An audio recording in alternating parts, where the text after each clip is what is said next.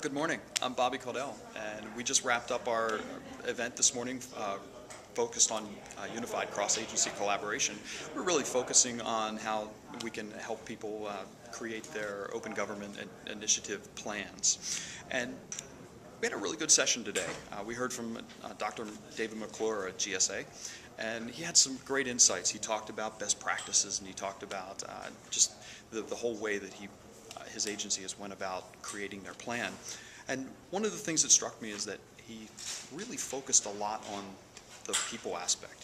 He focused on the outcome, taking the concept of the plan and moving it beyond simply meeting the directive. He talked a lot about how it's important to tie it to strategy, how it's important to tie it to mission, and to really make it about people. It was a very interesting presentation.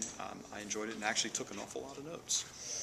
The panel discussion was really focused again around how to engage with citizens from a collaborative perspective. And one of the things that struck me was the three panelists that were with me, the real focus was around creating a better way to collect information and to respond to that information, basically to create a feedback loop. The feedback loop is probably the most important piece, but to establish it properly, it's going to require a culture change. It's going to require people, whether we're talking about the citizens or whether we're talking about the government agencies, to rethink how they engage. It's no longer good enough to have a one-way dialogue. One of the interesting aspects is the simple fact that it looks like government is beginning to understand that they have an awareness problem.